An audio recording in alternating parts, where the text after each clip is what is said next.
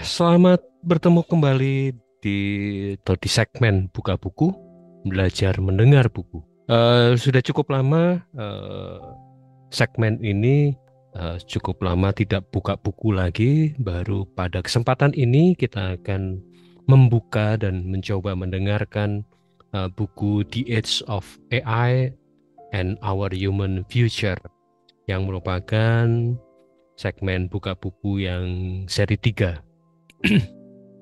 Kenapa buku ini menjadi menarik buat saya pribadi? Ini buku terbit sekitar tahun 2021 ketika masa-masa pandemi. Sayang saya belum sempat menyelesaikan pada masa itu.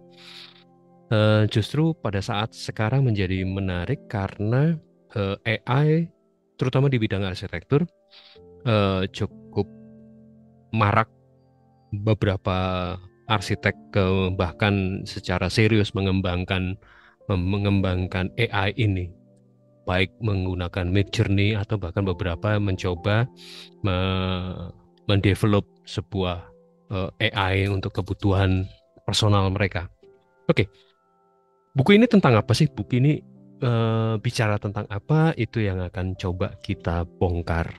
Tapi seperti halnya seri sebelumnya, saya tidak serta-merta mengungkapkan halaman per halaman. Ada beberapa poin-poin penting saja dari buku ini yang coba saya highlight dan saya interpretasi dengan menggabungkan dengan sumber-sumber lain. Jadi tidak fokus pada satu buku ini saja. Buku ini menjadi menarik dan menjadi penting ketika melihat para penulisnya. Henry Kissinger ini selain pemenang Nobel di tahun 1973, tapi juga dia pernah menjabat dan berperan penting di dalam pemerintahan Amerika Serikat, bahkan ikut di National Security Affairs yang merupakan badan yang cukup penting, badan yang cukup rahasia untuk melihat ancaman-ancaman dan melihat potensi ancaman bagi negara Amerika. Dan basis dasar dari departemen ini atau badan ini lebih kepada research. Nah, ini apa kaitannya AI dan dengan keamanan sebuah negara? Itu mungkin bikin kita bisa explore di buku ini. Kemudian penulis kedua, Eric Schmidt, seorang yang berperan besar di Google, dan seperti kita ketahui juga Google sebagai search engine terbesar saat ini juga mengembangkan AI-nya dengan BART dan segala macam. Jadi perkembangannya cukup cukup apalagi kemudian Google ya hampir bisa dipastikan menguasai sebagian besar data dari penduduk dunia. Setiap orang yang mengakses Google Gmail atau menggunakan Android pasti tanda kutip menyetorkan data pribadinya ke Google. Penulis ketiga fokus ke computing. Jadi memang ekspertisnya atau kompetensinya di bidang komputer dan berada di MIT. Ini ketiga penulis ini menjadi gambaran dasar bahwa pentingnya AI dan fokusnya AI dan bagaimana kemudian kaitannya dengan kehidupan manusia di masa sekarang dan masa depan. Oke, kita coba masuk ke dalam buku ini. Ini kontennya, konten isi dari buku ini. Di chapter 1, Where We Are. Chapter 2, How We Got Here. Chapter 3, tentang kesejarahan dari Alan Turing sampai ke sekarang dan masa depan. Kemudian ada chapter 4, Global Network Platform. Chapter 5, Security and World Order. Ini kaitannya dengan keamanan dan segala macam. Chapter 6 dan 7 ini lebih ke masa depannya. Kaitan dengan manusia dan AI di masa depan. Saya tidak, seperti saya sampaikan tadi, saya tidak akan membahas satu persatu chapternya. Saya hanya memilih beberapa chapter dan itu pun beberapa titik yang saya anggap krusial kaitannya dengan kemanusiaan, humanity. Bagaimana kemanusiaan di masa sekarang dan akan di masa depan ketika AI itu berperan besar. Mari kita masuk di bagian pengantarnya. Pengembangan AI sudah terjadi sejak, menurut buku ini sejak 5 tahun yang lalu. Kalau toh buku ini diterbitkan 2021 atau penulisan 2020 lah katakanlah, maka sudah mulai dikembangkan dari tahun 2015-2016, kurang lebih seperti itu. Dengan dasar bahwa teknologi selalu merubah cara berpikir manusia, cara atau pengetahuan manusia, dan persepsi serta kenyataan kehidupan manusia. Itu yang menjadi landasan bahwa pengembangan terus terjadi, teknologi terus berkembang sangat pesat, yang akan benar-benar merubah, bisa disimpulkan peradaban manusia, tidak hanya tentang berpikir, tidak hanya tentang pengetahuan, tentang persepsi, bahkan kemudian kehidupan sehari-hari. Di buku ini mencoba menjelaskan dan mempertanyakan, tidak hanya menjelaskan, tapi mempertanyakan AI kaitannya dengan, terutama diawali dari perspektif kesehatan, dibangun dari sudut pandang biologi, kemudian kuantum fisik dan segala macam. Mempertanyakan what do AI enable best friends, apa kaitannya dengan manusia, terutama di anak-anak. Kemudian kalau AI digunakan sebagai alat perang lah katakanlah, bagaimana keamanannya dan segala macam. Sehingga kalau kita lihat di kontennya ada security and world order. Ini kaitannya dengan keamanan dan keberlangsungan sebuah negara. Lanjut, yang 3 poin terakhir ini saya anggap sebagai kaitannya, dan itu menjadi fokus utama buka buku seri 3 ini, yaitu kaitan dengan kemanusiaan. Does AI perceive aspect of reality human do not? When AI participate in assessing and shaping human action, how will human change? Bagaimana kemudian manusia berubah gitu. What then will it mean to be human? Yang selalu menjadi pertanyaan, menjadi perdebatan sekarang, bagaimana apakah kemudian AI itu bisa menggantikan manusia? Di bagian pengantar ini dijelaskan di kalimat terakhir, human still control it. Manusia tetap mengontrol AI. We must shape it with our value, dan meng-create AI, karena bagaimanapun AI adalah ciptaan manusia juga. Dan bagaimana kemudian kita meng-create itu, membentuk AI tersebut sesuai dengan nilai-nilai manusia kita. Yang jadi masalah adalah bagaimana nilainya, bukan pada create-nya, tapi apa itu nilai kemanusiaan, katakanlah seperti itu. Pertanyaannya ke arah sana, bisa sampai ke arah sana. Oke, di chapter 1 sedikit mengulas di chapter 1 ini sejarah perkembangan AI. Diawali tahun 2000, tadi dikatakan 2000, mulai ada conference 2015-2016 bicara tentang AI, kemudian 2017 ada pengembangan AlphaZero dilakukan oleh Google DeepMind, yang awalnya mengeksplor permainan catur. Jadi di sebelah kanan ada chess, ada shogi, ada go, mencoba permainan catur yang dikontrol atau sepenuhnya dilakukan oleh mesin. Mirip seperti sebuah game sebenarnya. Tapi kemudian bagaimana mesin pintar ini melawan manusia, diadu, melawan manusia dan segala macam. Kemudian itu yang dipelajari.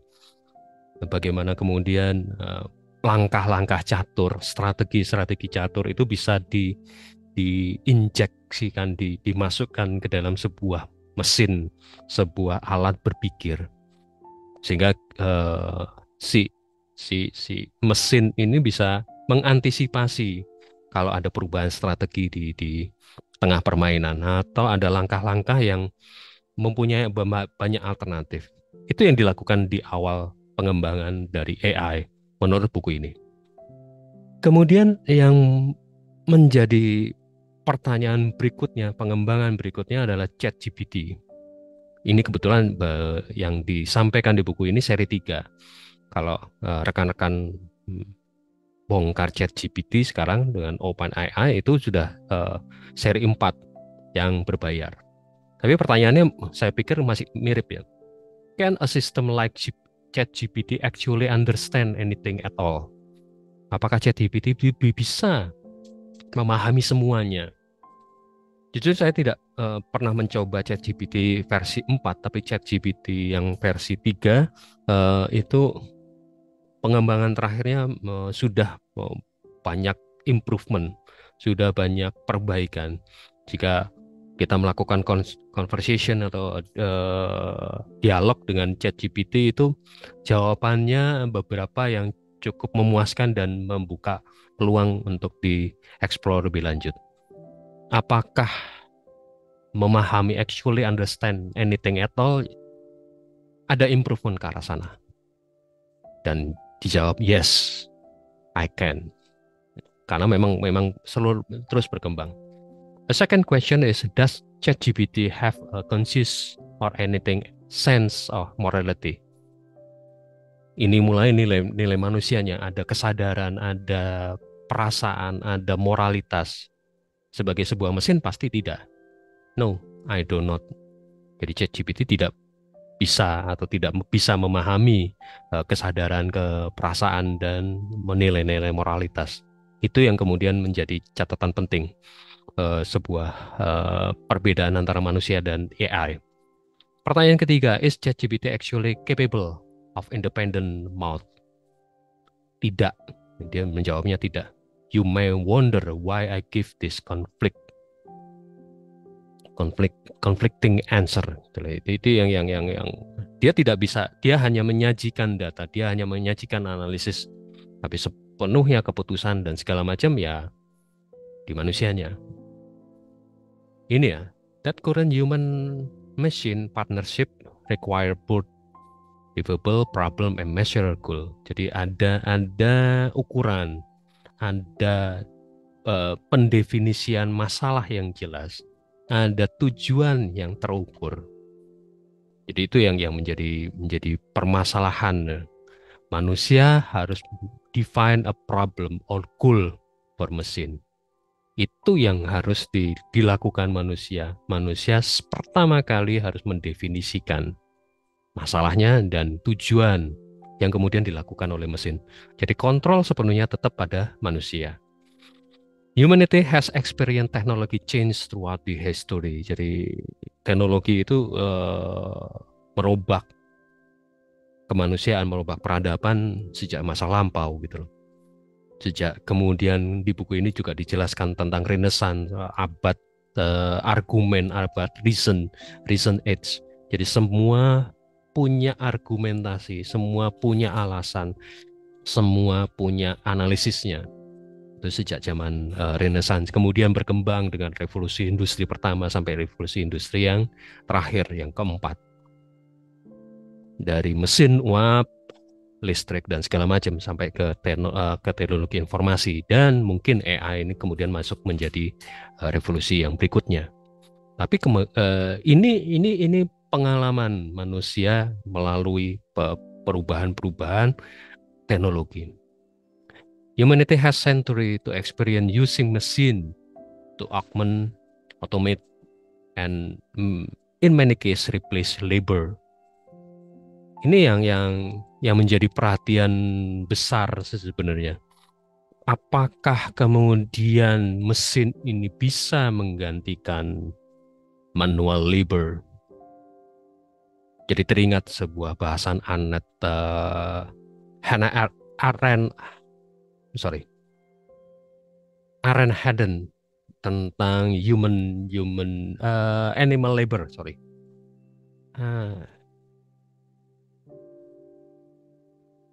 Arendt Hannah tentang animal labor yang memang bicara bahwa munculnya animal labor itu kaitannya dengan kebutuhan dasar manusia, yaitu ya makan, tempat tinggal, dan baju, sandang pangan papan. Sehingga manusia harus bergerak, harus ya paling rendah yang menjadi buruh. Kaitannya dengan perbudakan dan segala macam. Ada kebutuhan, ada keperluan di situ. Apakah kemudian itu digantikan oleh mesin? Itu yang menjadi pertanyaan besar. Apakah kemudian mesin bisa menggantikan manusia? Manusia yang seperti apa yang akan tergantikan? Ini pertanyaan-pertanyaan yang dieksplor di buku ini.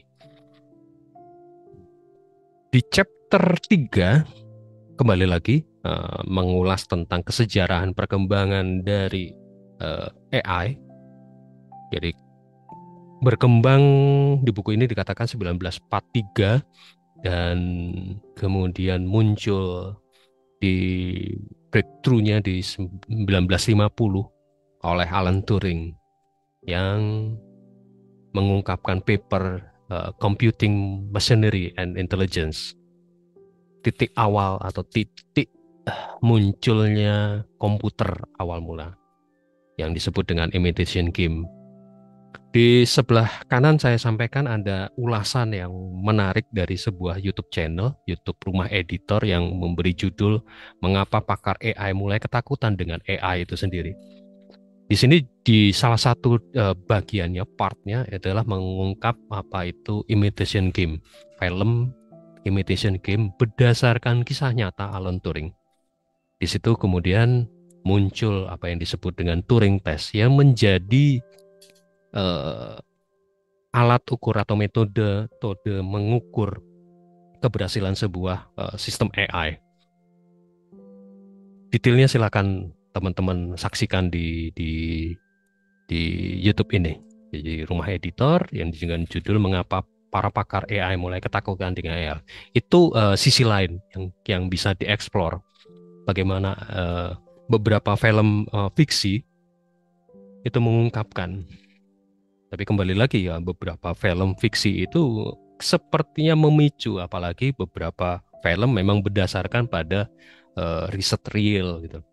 Di film Imitation Game benar-benar berdasarkan apa yang terjadi di ketika Perang Dunia Kedua, ketika Alan Turing mampu membongkar sandi dari Nazi dengan enigmanya.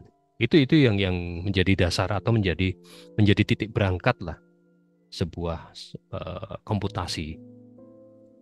Dan AI dikembangkan tidak hanya dengan Alan Turing, dikembangkan lebih lanjut, bahkan kemudian meniru a machine learning algorithm to predict. Awalnya adalah antibakteria, kasusnya adalah kesehatan dan segala macam. Dan yang menarik di sini adalah testingnya atau benchmarknya atau panduannya justru adalah cara berpikir manusia. Salah satunya adalah neural network. A neural network inspired by the structure of human brain and driving most this advance.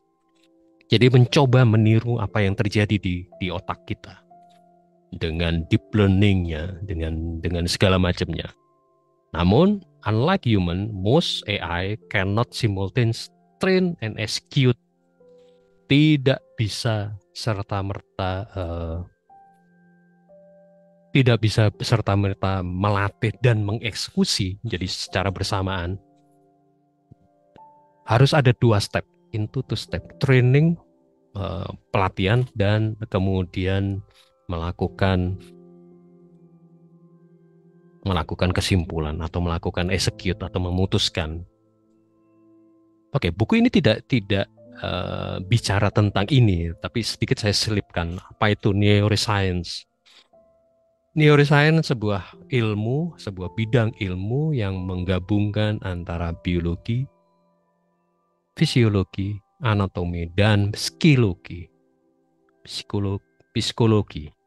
Jadi tidak hanya tentang bentuk otak, fisiknya atau anatominya, bahkan hubungannya, bahkan kemudian tentang hasil dari ledakan-ledakan energi atau ledakan-ledakan listrik yang ada di dalam otak kita, yang kemudian termanifestasi dalam psikologi kita, psikologi manusia. Jadi ini yang kemudian coba ditiru dengan komputasi neuroscience dan yang kemudian menjadi artificial neural network. Bahasan ini tidak dibahas di buku ini, tapi kemudian saya selipkan untuk menjelaskan bahwa neural network itu tanda kutip mengcopy atau mencoba meniru apa yang terjadi di otak manusia. Itu yang menjadi catatan penting nanti, bagaimana meniru dan segala macam, dan menjadi ketakutan beberapa pakar AI karena kemudian network ini atau sistem ini bisa kemudian menduplikasi atau bisa berkembang sesuai dengan kemampuan yang tidak, bahkan lebih cepat dari kemampuan otak kita. Itu yang beberapa ditakutkan oleh para ahli. Oke. Yang setelah AI, ternyata perkembangan selanjutnya ada Artificial General Intelligence. Jadi tidak hanya tentang AI saja, tapi kemudian Artificial General Intelligence yang sudah berkembang lebih lagi. Mesin teknik become more sophisticated. Dan itu yang kemudian menjadi ketakutan, pada saat bersamaan juga menjadi potensi yang luar biasa. We must assure that AI is not created in isolation. Jadi jangan diisolasi, justru disebar dan diperhatikan. Pay attention to both potential benefit and potential risk-nya.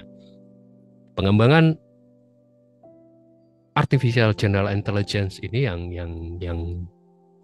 sudah di beberapa film fiksi kemudian bisa menggantikan manusia, bisa punya perasaan dan segala macam.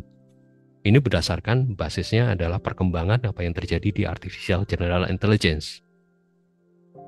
Di buku ini diungkap sekilas tentang ini, dan memang belum terlalu detail di Artificial General Intelligence, tapi ada potensi, dan buku ini juga menyatakan harus tetap diawasi, baik potensinya dan potensi masalahnya.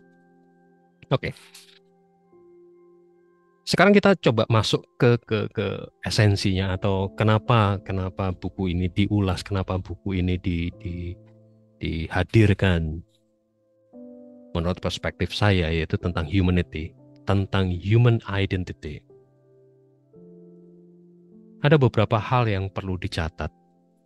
The rise AI, the definition of human role, human aspiration, and human fulfill will change. Aturan manusia, aspirasi manusia, dan kepenuhan kehidupan manusia akan sangat berubah. Namun secara tradisional ada dua hal yang tetap. Jadi kemampuan, kepercayaan, faith-nya, keyakinannya, dan alasannya. Dan yang ketiga adalah AI will test the principle upon which our self-understanding rests. Jadi perlu diawasi. Society have two option, di sini dijelaskan. Pertama adalah reaksi dan mencoba beradaptasi, dan yang berikutnya secara terus-menerus melakukan dialog untuk pengembangannya. Drawing on all element human experience aim to defining AI role. The latter will require consciousness engagement between leader and philosopher, scientist, humanist, and other group. Sehingga pengembangan AI yang dilakukan oleh para ahli komputer, para ahli neuroscience terutama juga, karena ini sudah gabungan antara dunia medis dan dunia komputer, informatika dan segala macam, tapi kemudian harus dikembangkan lebih lanjut. dialog-dialog ini untuk menjaga seperti tadi, pay attention untuk potensial risk-nya, potensial benefit-nya dan potensial risk-nya. Potensi kemampuan untuk mensejahterakan atau membantu manusia, pada saat bersamaan juga potensi masalahnya. Ini yang harus dikembangkan, harus kemudian menjadi perhatian tidak hanya para ekspertis di bidang AI yang itu sudah multi science, ilmu pengetahuannya sudah banyak di situ, tapi juga harus melibatkan para pemimpin, karena mereka lah yang menentukan kebijakannya, arahnya, rule-nya, para filosofer, pengembangan pertanyaan-pertanyaan kritis untuk kehidupan manusia, para humanis yang menjaga marwah kehidupan manusia itu sendiri dan segala macam. AI affect human knowledge a paradox. On one hand, AI intermediate can navigate, dapat membantu dan menganalisis body of data yang cukup banyak. Tapi di sisi lain, this power may also execute form of manipulasi dan error. Jadi itu juga dijabarkan bahwa ada potensi permasalahan kalau data yang diolah, big data, kalau kita bicara data yang sedikit tapi data yang cukup besar, kemudian dimanipulasi dan ada pengambilan data yang error. AI capable to exploiting human passion more effective than traditional propaganda. Ini yang kayaknya sudah terjadi di beberapa pemilihan presiden di masa lampau gitu loh. Contoh sempat terungkap pemilihan presiden Amerika Serikat juga mulai ada manipulasi data dan segala macam. Ada usaha-usaha yang kemudian membelokkan cara berpikir. Itu yang itu menjadi perhatian dan menjadi potensi permasalahan. AI kemudian di tangan yang tidak tepat akan menjadi cukup mengganggu dan cukup menjadi permasalahan besar di masa depan.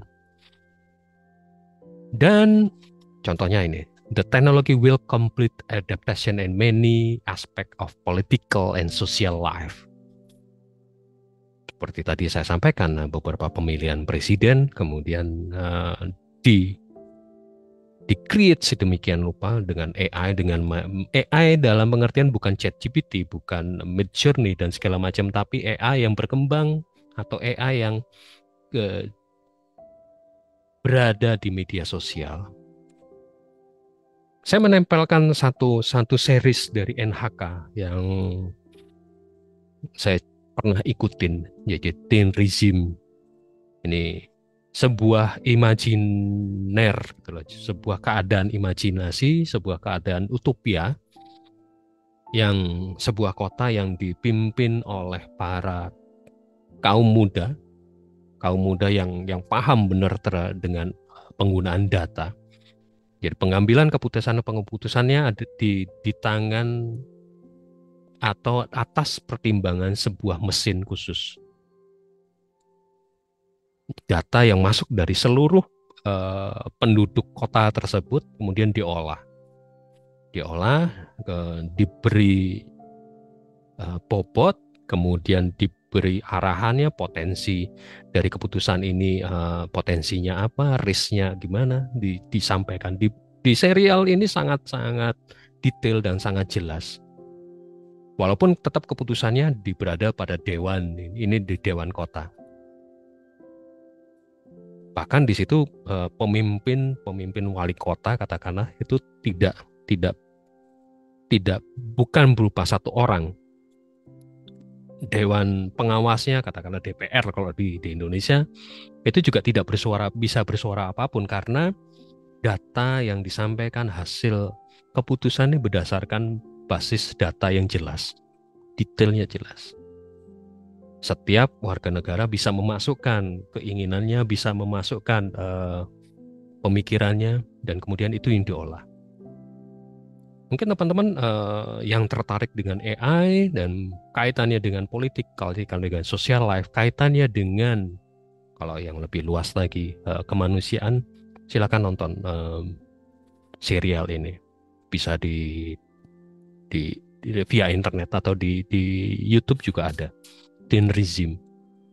Tontonan cukup menarik dan memang utopia, tapi kayaknya akan menjadi perkembangan atau menjadi salah satu teknik dalam menentukan keputusan kebijakan publik di masa depan. Oke, kita lanjut. The age of AI has yet to define its organizing principle, its moral concept, or its sense of aspiration and limitation. Morally, psychologically, practically, dan semua aspek we find ourselves in principle new epoch. Jadi ini ada era baru, pada saat bersamaan juga kita mesti hati-hati. We must draw on our deepest resources. Alasan, keyakinan, tradisional dalam pengertian kehidupan masa lampau kita, kebijakan masa lampau kita, dan teknologi to adapt our relationship with reality yang akan membantu kehidupan manusia. Itu yang menjadi penutup di chapter ini, chapter 6 nggak salah. Jadi secara moral, secara filosofi, secara psikologi, secara praktikal, itu mesti hati-hati memahami AI ini. Bahkan mesti didefinisikan ulang. Buku ini setiap chapter hampir menyatakan kita perlu hati-hati, kita perlu kehati-hatian. Walaupun tidak menampik bahwa AI adalah sebuah kenyataan di dalam kehidupan kesejarahan kita. Oke, kita lanjut. Di chapter 7, Artificial Intelligence is not human. It does not hope, pray, and or feel. AI permit us. Jadi AI itu tetap minta izin ke kita to navigate this realism more effectively. At every turn, humanity will have 3 options. Kita masih punya 3 opsi. Membatasi AI, berpartner dengan AI, atau kita menolak AI, menunda, bukan menolak, untuk mempersiapkan dan segala macam. Karena kalau sudah masuk artificial general intelligence will not limited to learning and executing specific tasks. AGI will be able to learn and execute a broad range of tasks, much like those human perform. Ini yang menjadi kehati-hatian. Di buku ini memang tidak membahas AGI secara detail karena memang sepertinya sedang dikembangkan. Developing AGI will require immense computing power. Memang butuh sangat komputer yang sangat canggih. Dan bukan berarti tidak mungkin. Sekarang sudah dikembangkan komputer yang super komputer itu sudah mulai ada. Likely resulting there created by only a few well-founded organization. Dan ini bukan hal yang mustahil dilakukan. Superkomputer itu sudah ada. Tinggal bagaimana kemudian pengembangan selanjutnya terkaitan dengan AGI ini, Artificial General Intelligence. Dan itu sudah dekat masanya. Oke. Buku ini cukup menarik karena di bagian akhir chapter 7 mengacu pada cara berpikir Immanuel Kant, terutama The Critique of Pure Reason, yang kaitannya dengan cara berpikir kita, cara berpikir kritis manusia. Human reason has a particular faith in one species of a cognition that is a burn with caution, which it cannot dismiss.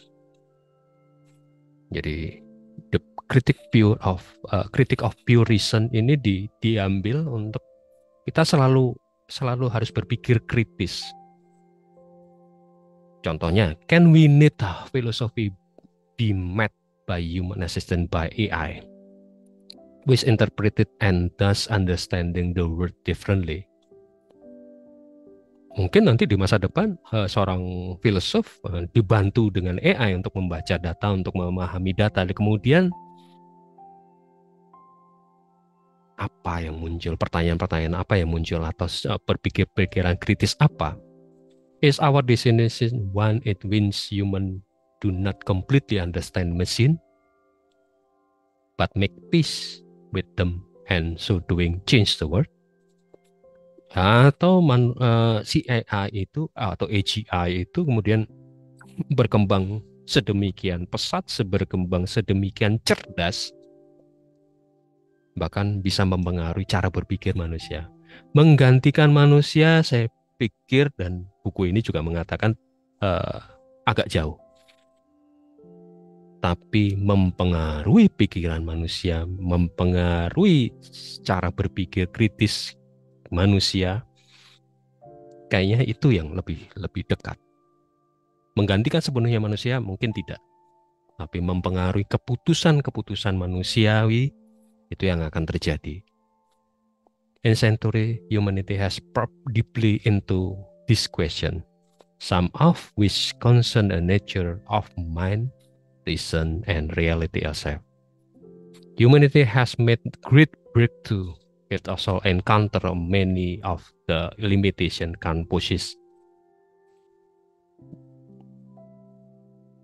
Of fact, it cannot know fully. Jadi itu yang perlu kehati-hatian di situ.